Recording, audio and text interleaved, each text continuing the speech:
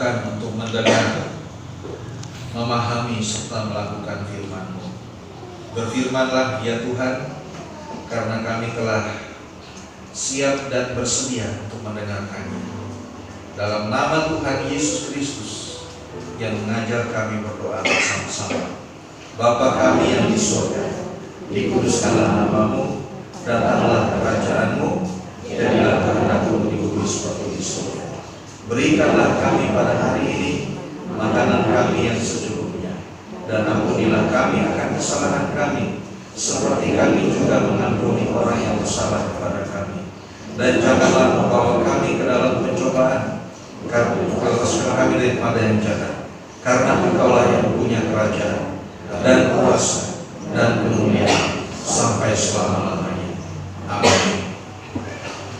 Ya, puji Tuhan. Selamat pagi Bapak Ibu Saudara. Selamat pagi. Salam Alehem.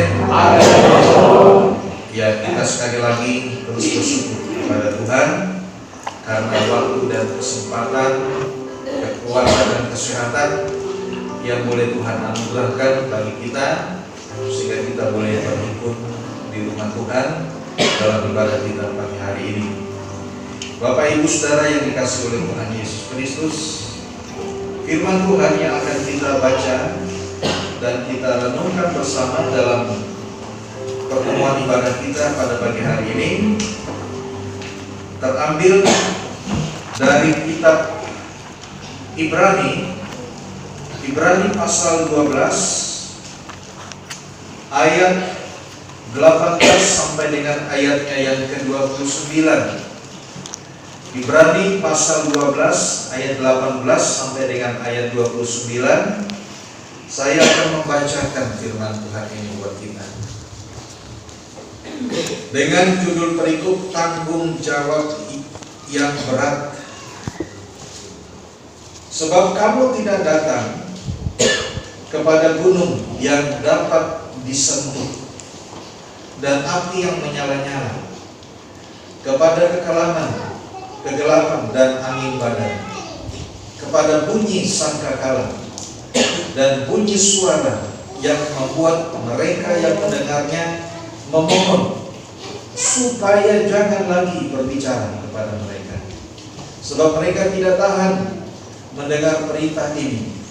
Bahkan jika binatang pun yang menyentuh gunung itu, ia harus dilempari dengan batu.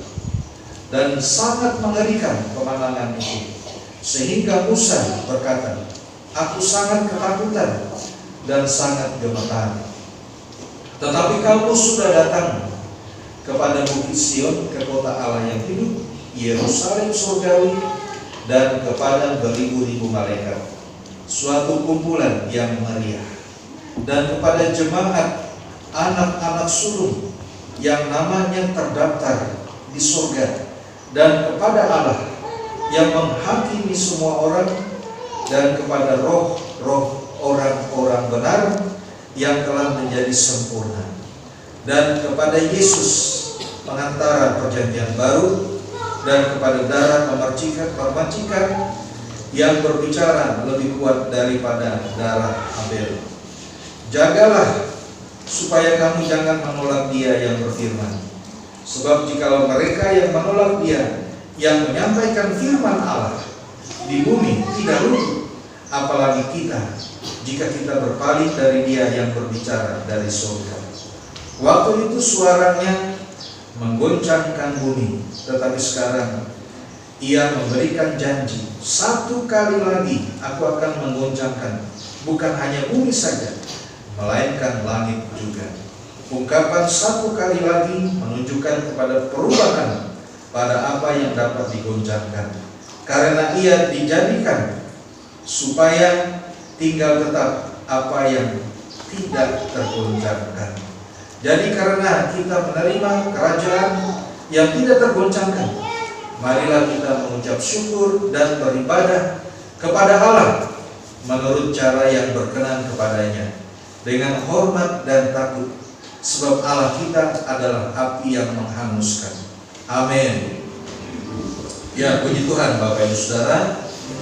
Demikian pembacaan firman Tuhan. Tuhan Yesus bersabda, yang berbahagia adalah mereka yang mendengarkan firman Allah dan yang memeliharanya. Haleluya.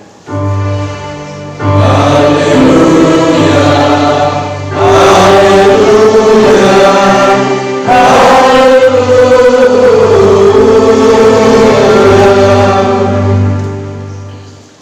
Ya, judul atau tema khotbah seragam dalam ibadah kita pada hari ini, Minggu tanggal 15 Mei, yang dibuat oleh sekarang Sekum Koinonia Git Sutra, Bapak Ibu Saudara, yaitu setia hidup dalam Tuhan. Nah, firman Tuhan dalam periode pembacaan kita hari ini, kalau kita perhatikan secara keseluruhan, isinya itu mengenai pertentangan atau perbedaan, Bapak Ibu Saudara. Perbedaan antara perjanjian lama dengan perjanjian yang baru, gitu ya, perjanjian lama dan perjanjian baru. Menceritakan tentang bagaimana situasi dan keadaan yang berlaku atau hukum yang berlaku di dalam kehidupan umat Tuhan yang hidup di dalam perjanjian lama, dan keadaan dan kehidupan umat Tuhan yang hidup dalam perjanjian baru. Nah, Bapak Ibu Saudara, di dalam perikop ini memuat perbedaan yang tajam antara pemberian hukum di Gunung Sinai dan perjanjian yang baru yang dibawa oleh Tuhan Yesus. Nah, hal-hal penting apa saja yang dapat kita ambil sebagai makna rohani bagi kehidupan kita sebagai orang beriman melalui pengajaran firman Tuhan hari ini, yaitu di dalam Ibrani pasal 12 ayat 18 sampai dengan ayat 29 ini. Nah, Bapak Ibu, mari kita perhatikan bersama-sama. Yang pertama, kalau kita perhatikan mulai dari ayat 18 sampai dengan ayat 21 pembacaan kita ini bagian ini dituliskan dengan menggunakan kisah tentang pemberian hukum Allah, yaitu 10 perintah yang ditulis di atas kedua loh batu, gitu ya. Kita sudah pernah mendengar kisah ini. Nah, kisah ini diceritakan di dalam Keluaran pasal 19 dan juga di dalam Ulangan pasal 4, Ulangan pasal 5 dan Ulangan pasal 9. Dosa kita buka ya. Jadi ini diceritakan di latar belakangi tentang pada waktu Tuhan menurunkan 10 perintah itu Tuhan langsung yang berbicara, Bapak Ibu Saudara. Tuhan langsung yang berbicara dan menuliskannya di atas kedua lempengan batu. Loh batu itu lempengan batu, gitu ya. Jadi itu Tuhan mengucapkannya dan sekaligus menuliskannya di atas kedua lempengan batu atau loh batu, gitu ya. Dan kemudian ketika itu sudah selesai, itu diserahkan kepada Musa, hamba Tuhan. Jadi Musa mewakili umat Allah untuk berhadapan langsung dengan Tuhan ketika Tuhan berbicara di atas Gunung Sinai dan menuliskan 10 perintah itu.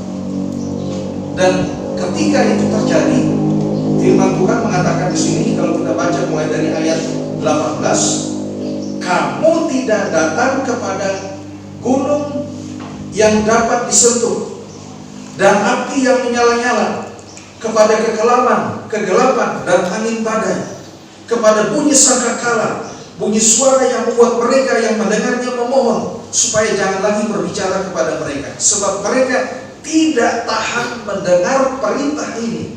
Bahkan jika binatang pun menyentuh gunung, ia harus dilempari batu. Dan sangat mengerikan pemandangan itu, sehingga Musa berkata, aku sangat ketakutan dan sangat gemetar. Jadi ini menceritakan bagaimana situasi dan keadaan ketika Tuhan berfirman, ketika dia menurunkan 10 perintahnya itu, dan dia menulis langsung dengan tangannya sendiri. Tangan Tuhan di atas kedua loh batu. Itu yang aslinya yang pertama, saudara ya. Dan pada suasana waktu itu tidak boleh ada seorang pun yang boleh diizinkan mendekat ke Gunung Sinai. Sebab siapa yang mendekat, dia pasti mati. Bahkan binatang sekalipun yang menyentuh gunung itu, dia harus dilempari dengan batu sampai mati. Itu binatang. Jadi Bapak Ibu Saudara, apa yang dikatakan di sini ingin menjelaskan kepada kita ada 3 hal penting. Bagaimana situasi dan keadaan kehidupan umat Allah yang hidup pada masa Perjanjian Lama.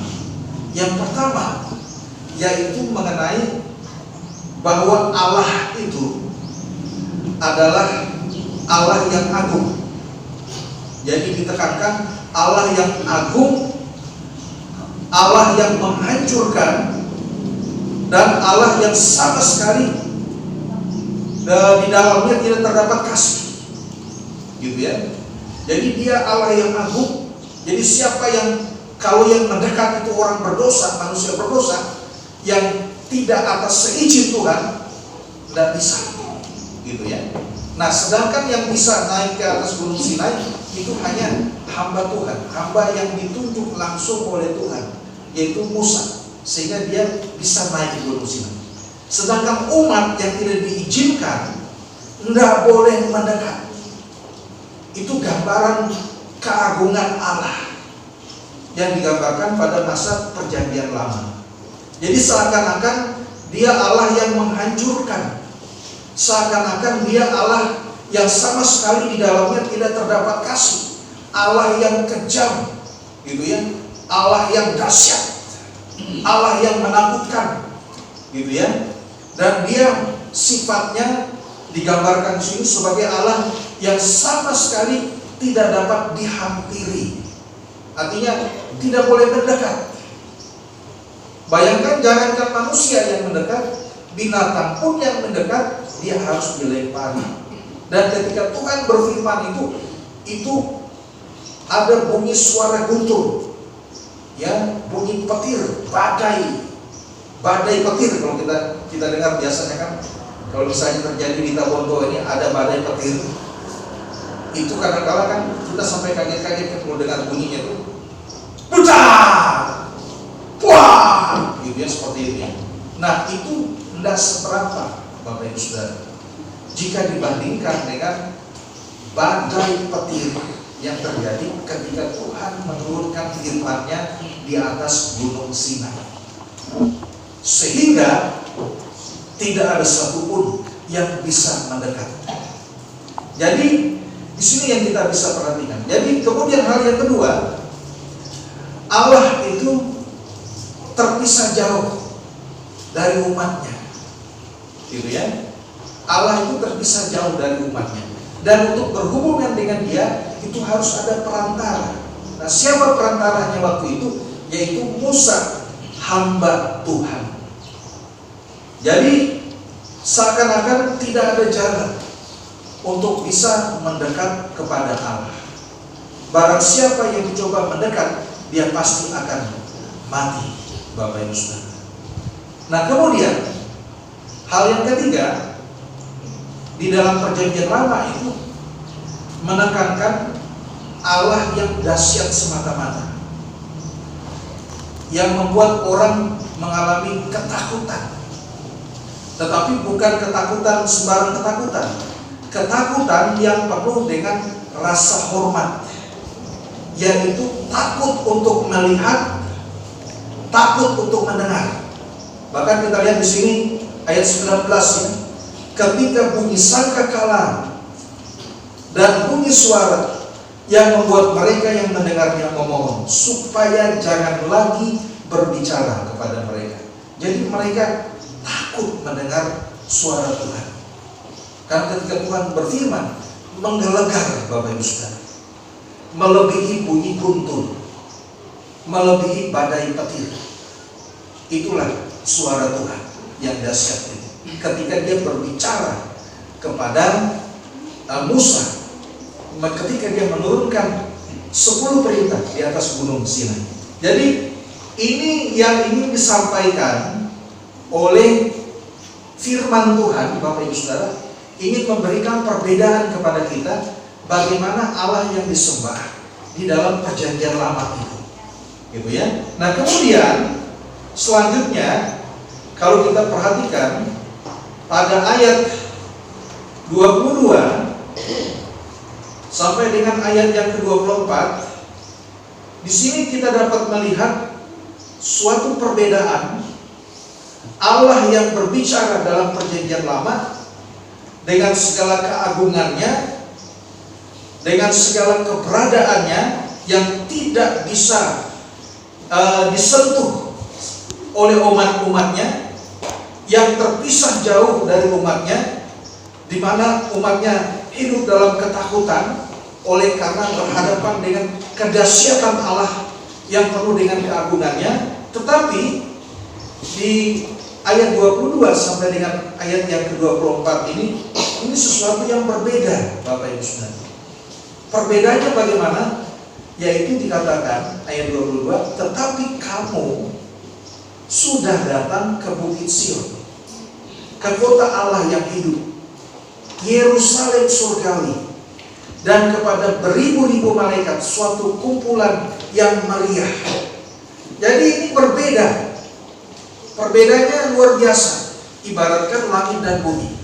Yang tadinya ketika pada zaman Musa, ketika umat Allah berada di Gunung Sinai, itu semua orang ketakutan ketika berjumpa dengan Tuhan Allah yang dahsyat. Tetapi di dalam perjanjian baru itu menjadi terbalik. Orang-orang yang beriman dalam perjanjian baru yang dibawa oleh Tuhan Yesus, itu justru yang terjadi adalah yang muncul, Bapak Ibu Saudara, suatu hubungan yang baru dengan Allah. Nah, ini digambarkan. Kamu datang ke Bukit Sion. Jadi bukan lagi Bukit Sinai. Jadi Bukit Sinai itu mengingatkan umat kepada kedahsyatan Allah. Tetapi Bukit Sion yaitu adalah kota Allah yang hidup, Yerusalem surgawi, dan kepada beribu-ribu malaikat, suatu kumpulan yang meriah. Jadi di sini kita melihat suatu perbedaan bagaimana Tuhan Yesus digambarkan sebagai pembawa perjanjian yang baru, yang menjanjikan hal-hal yang baru bagi orang yang beriman. Perjanjian yang baru yang dibawa oleh Tuhan Yesus Kristus, dan itu digambarkan sebagai Yerusalem yang baru, Bapak Ibu Saudara. Apa yang dijanjikan bagi orang percaya di Yerusalem yang baru itu, yaitu di mana kehidupan orang yang beriman itu diperbaharui. Tidak lagi hidup dalam ketakutan, tidak lagi hidup di dalam keterpisahan dari Allah. Nah, seperti kita hari ini, Bapak Ibu Saudara, kita tidak ada lagi pembatas antara kita sebagai umat Tuhan yang percaya kepada Yesus dengan Allah Bapa di surga. Karena kenapa? Karena Yesus katakan, barang siapa yang datang kepadaku, barang siapa yang percaya kepadaku, akulah jalan, akulah kebenaran, akulah hidup. Dan tidak ada seorang pun yang sampai kepada Bapa kalau tidak melalui aku. Berarti di dalam Yesus Kristus kita diberikan jalan untuk bisa menghampiri, untuk bisa masuk ke dalam hadirat Allah. Jadi ini yang membedakan. Nah, oleh karena itu, Bapak Ibu Saudara yang dikasihi oleh Tuhan Yesus, Yerusalem baru juga digambarkan. Di situ ada kumpulan yang meriah bersama ribuan para malaikat, dan ada kesukaan surgawi. Nah, itu dikatakan pada ayat 22 bagian B, ya. Yerusalem surgawi dan kepada beribu-ribu malaikat, suatu kumpulan yang meriah. Jadi kumpulan yang meriah di sini bukan meriah karena ada acara ulang tahun gitu ya. Bukan meriah karena ada acara pesta perkawinan. bukan meriah karena ada acara pesta sunatan, gitu ya. Bukan meriah karena ada acara syukuran, enggak. Tetapi di sini kumpulan yang meriah, di mana di situ ada kesukaan surgawi. Itu yang dikatakan oleh firman Tuhan buat kita.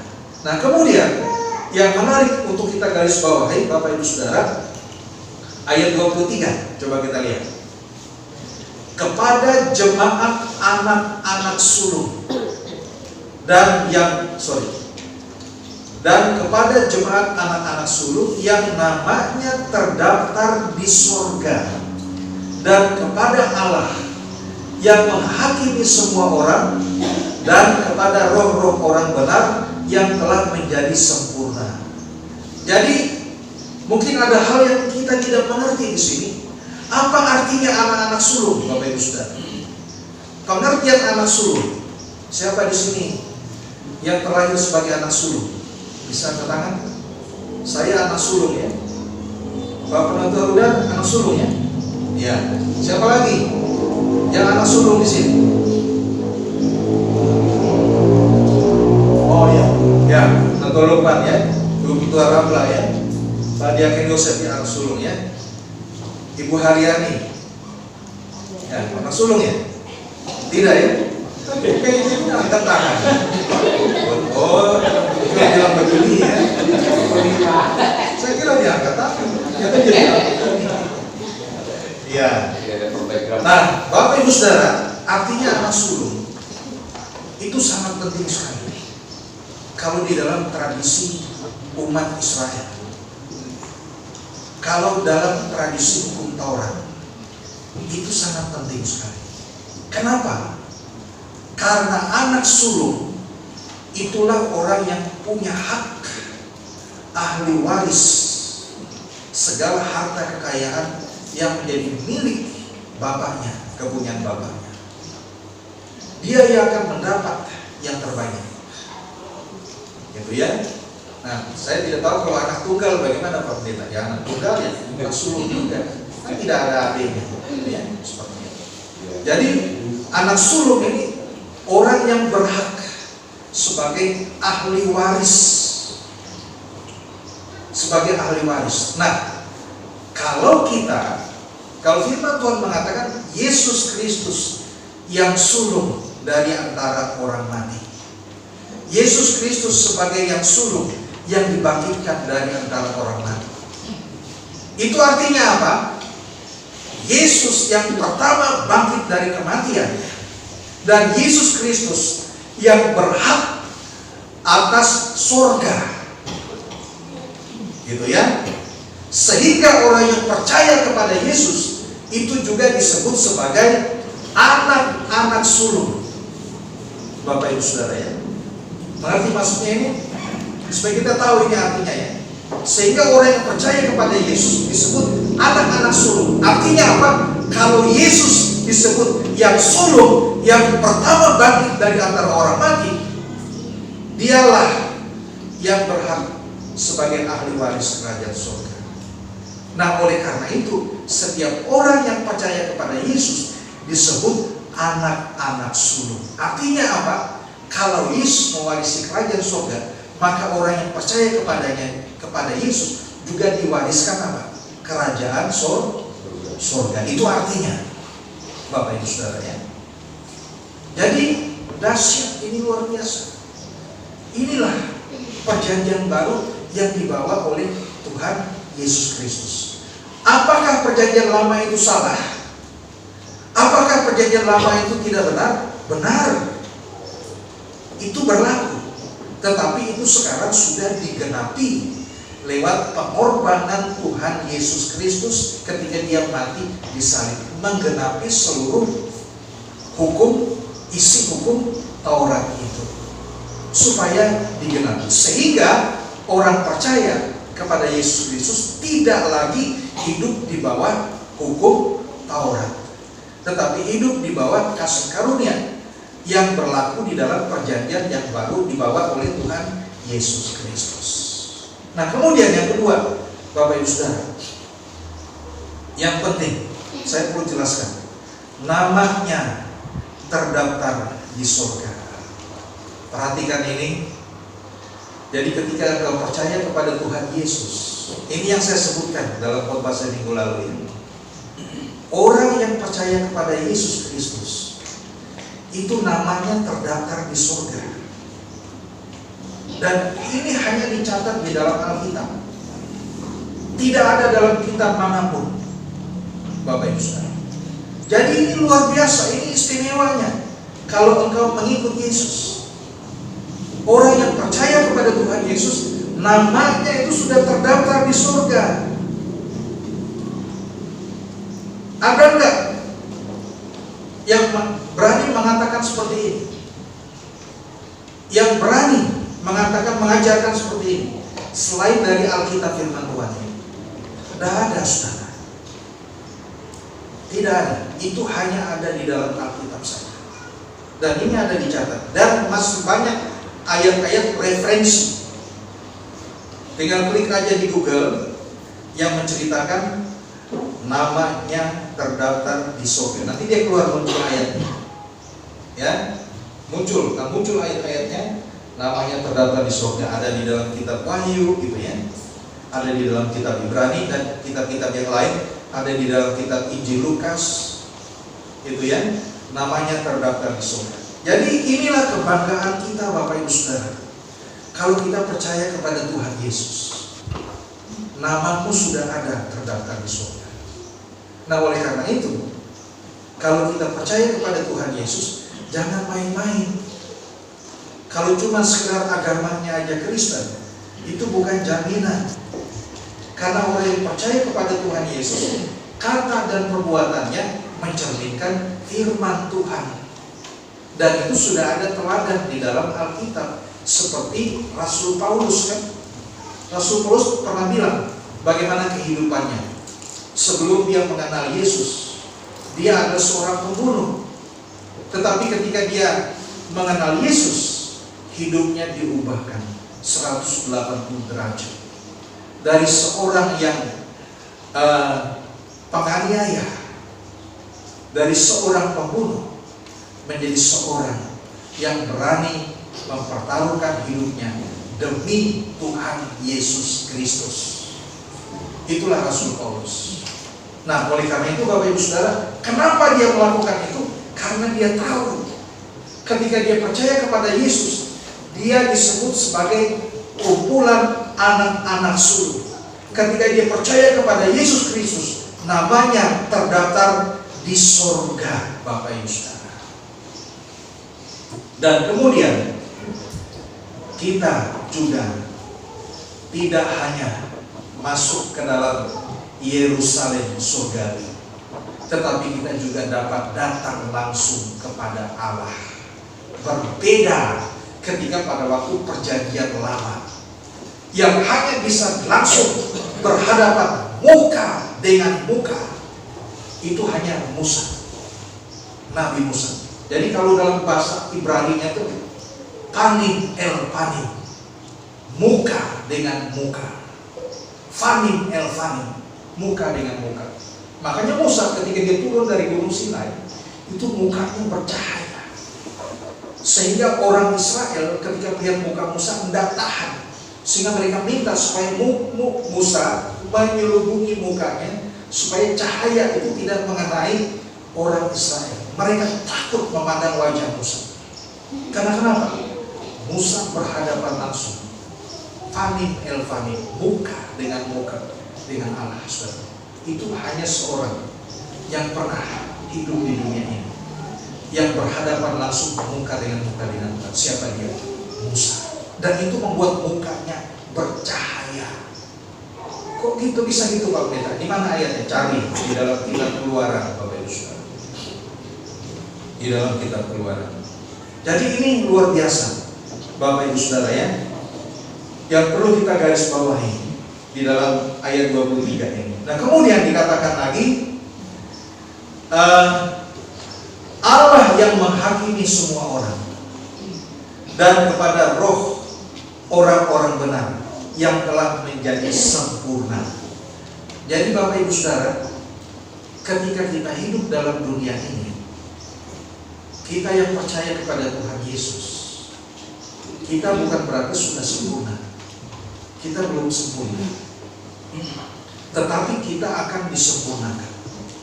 Kapan itu kita akan mengalami penyempurnaan itu? Kepada setiap orang yang setia.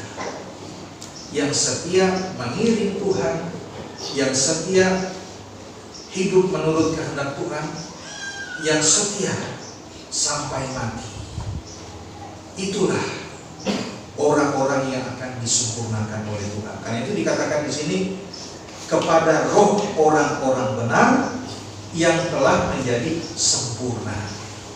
Kenapa dia sempurna, saudaraku ya? Karena dia sudah berjumpa dengan Yesus Kristus. Karena dia sudah menyatu dengan Yesus Kristus. Yesus Kristuslah yang menjadi manusia yang sempurna. Karena itu kita sempurna ketika kita ada di dalam Tuhan. Karena itu ada ayat firman Tuhan mengatakan, hidup kita adalah milik Tuhan. Ketika kita hidup kita adalah milik Tuhan. Karena itu ketika kita mati, hidup kita adalah milik Tuhan. Karena itu, baik hidup ataupun mati, kita adalah milik Tuhan. Itu kata firman Tuhan. Nah, Bapak Ibu Saudara, oleh karena itu, firman Tuhan katakan, kapan kita akan mengalami kesempurnaan itu? Yaitu ketika kita menyatu dengan Tuhan. Kapan penyatuan itu terjadi dengan Tuhan? Sejak hari ini, Bapak Ibu Saudara, dan sampai kita mati tinggalkan dunia ini. Nah, oleh karena itu firman Tuhan katakan, barang siapa yang setia sampai mati, kepadanya akan dikaruniakan mahkota kehidupan yang namanya ada terdaftar di surga, terdaftar di dalam kitab kehidupan. Dan kitab kehidupan itu dipegang oleh anak domba Allah. Anak domba Allah ini adalah sebutan lain bagi Tuhan Yesus Kristus. Nah, Bapak Ibu Saudara yang dikasih oleh Tuhan Yesus Kristus, selanjutnya kita bisa melihat pada ayat yang ke-25. Ayat 25 sampai dengan ayat 29. Saya ingin menekankan ada dua hal penting di sini, Bapak Ibu Saudara. Ini ayat 25 sampai dengan ayat 29 ini merupakan satu kesatuan. Coba perhatikan baik-baik. Jagalah supaya kamu jangan menolak Dia yang berfirman, sebab jikalau mereka yang menolak Dia yang menyampaikan firman Allah di bumi tidak luput, apalagi kita jika kita berpaling dari Dia yang berbicara dari surga. Waktu itu suaranya menggoncangkan bumi, tetapi sekarang Ia memberikan janji, satu kali lagi Aku akan menggoncangkan bukan hanya bumi saja, melainkan langit juga, dan seterusnya, Bapak Ibu Saudara. Jadi saya mau katakan di sini, yang kita garis bawahi di situ ada kata Dia yang berfirman dengan Dia yang menyampaikan firman Allah. Jadi ada perbedaan. Dia yang berfirman dengan Dia yang menyampaikan firman Allah di bumi. Siapa Dia yang menyampaikan firman Allah di bumi? Saya. Termasuk saya salah satunya. Saya hamba Tuhan. Saya pendeta. Saya menyampaikan firman Allah kepada Bapak Ibu Saudara sekarang yang masih ada di bumi ini. Kita ada di bumi. Kita ada di dunia ini. Ya. Penatua dan diaken. Jadi bukan hanya penatua saja yang menyampaikan firman Allah. Diaken juga menyampaikan firman Allah. Karena ada pengajaran di sini yang salah kaprah. Diaken tidak punya hak menyampaikan firman Allah. Itu keliru, saudara ya. Dalam jabatan gerejawi, penatua berhak menyampaikan firman Allah. Diaken pun berhak menyampaikan firman Allah. Pendeta berhak menyampaikan firman Allah. Tidak ada perbedaan. Tidak ada yang lebih tinggi pangkatnya. Tidak ada yang rendah pangkatnya. Yang ada mungkin yang orang yang lebih dahulu menyandang jabatan gerejawi, apakah penatua atau diaken. Yang ada adalah orang yang masih baru. Itu bolehlah, Bapak Ibu Saudara. Tetapi dalam hal kewajiban, itu sama. Dan bukan hanya lebih ekstrim lagi saudara, bukan hanya pendeta saja, bukan hanya penetua saja, bukan hanya diaken saja yang menyampaikan firman Allah, tetapi semua orang yang percaya kepada Yesus Kristus itu kewajibannya menyampaikan firman Allah kepada manusia yang ada di bumi ini, Bapak Ibu Saudara. Nah, apa kata firman Tuhan? Apa kata firman Tuhan? Jikalau mereka menolak Dia yang menyampaikan firman Allah di bumi, tidak luput dari apa? Tidak luput dari hukuman. Apalagi jika kita berpaling dari Dia yang berbicara dari surga. Artinya Dia yang berfirman. Nah, Bapak Ibu Saudara, ini yang membedakan kita dengan Yesus.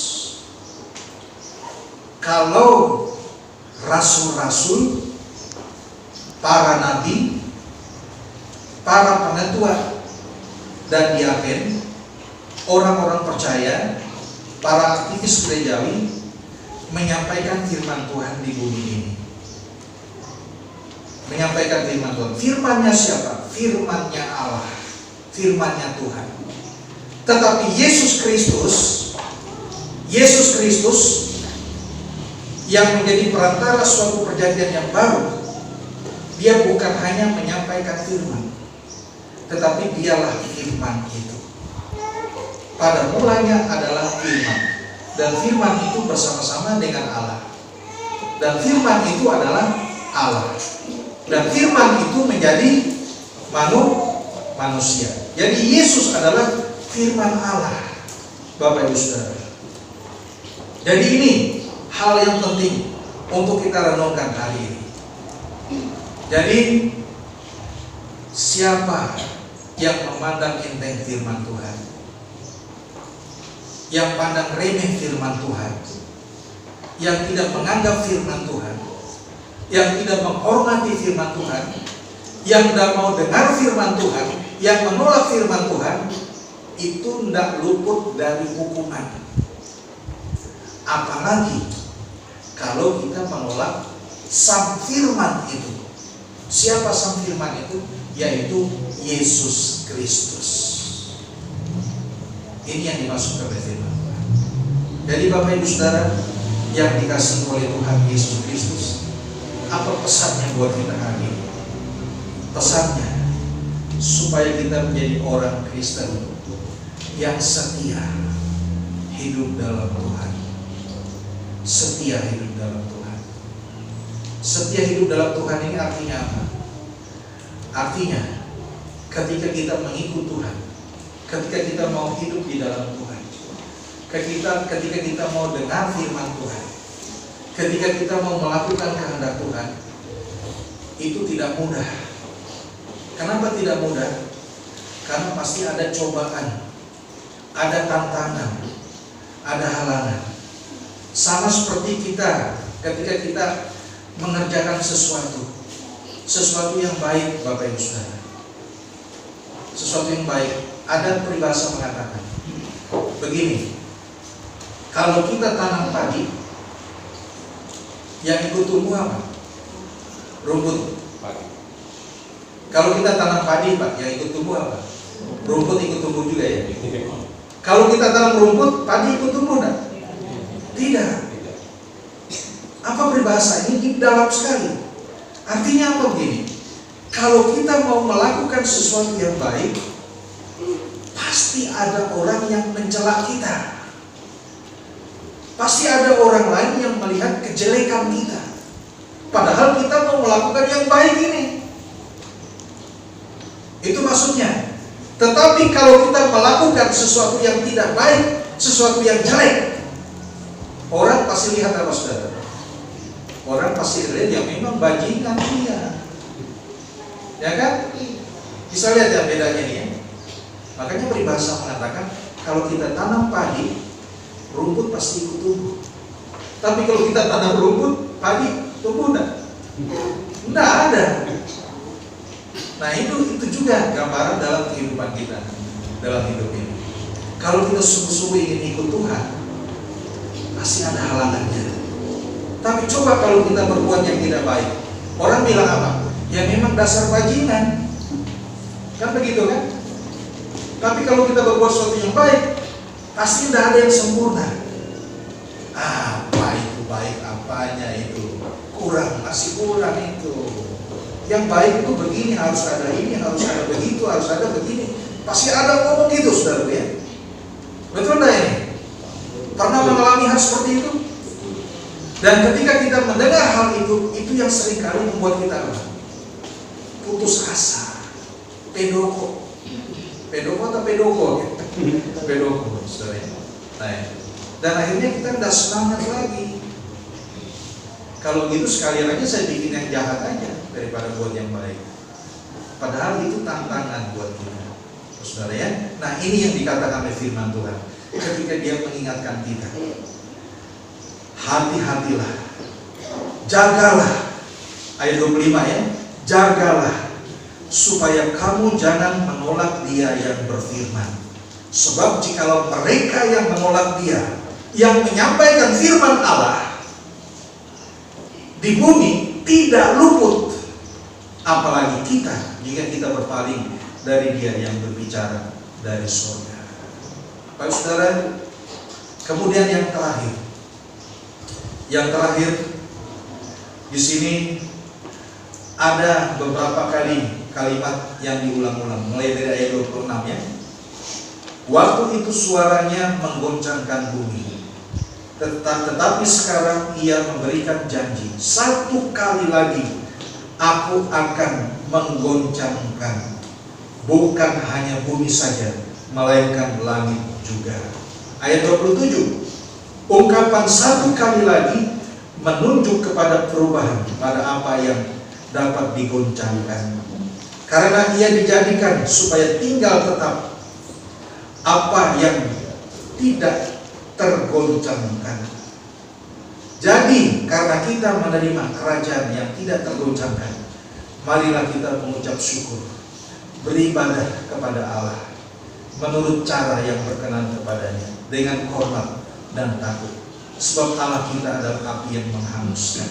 Bapak Ibu Saudara yang dikasihi oleh Tuhan Yesus, saat ini dunia diguncangkan, ya kan? Goncangan yang paling hebat yang menghantam dunia di seantero abad ini dari segala zaman, yaitu salah satunya pandemi virus corona. Itu hebat menguncangkan dunia. Kenapa dia hebat menguncangkan dunia? Karena sekarang tidak ada yang tidak kita tahu, Bapak Ibu Saudara. Apa yang terjadi di ujung dunia, kutub selatan sana, itu bisa ditahu di ujung dunia di kutub utara.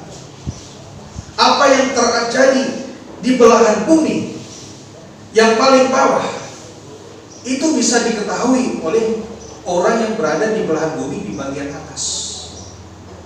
Kenapa? Karena ada media sosial, ada internet, Bapak Ibu Saudara. Nah, karena itu goncangannya hebat sekali ketika mengalami pandemi virus corona. Dan goncangan itu selalu ada, Bapak Ibu Saudara. Nah, artinya apa?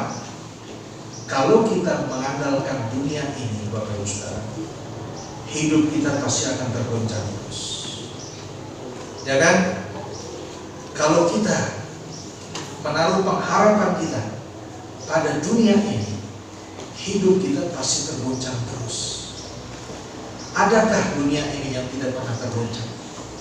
Selalu tergoncang. Tadi malam, Bapak Ibu Saudara, itu Pomala sekitarnya itu diguncang oleh gempa bumi yang pusatnya ada di daerah Wondolaku. Wondolaku itu satu kelurahan yang ada di Kabupaten Kolaka, di kota Kolaka. Wondolaku pusatnya ada di situ.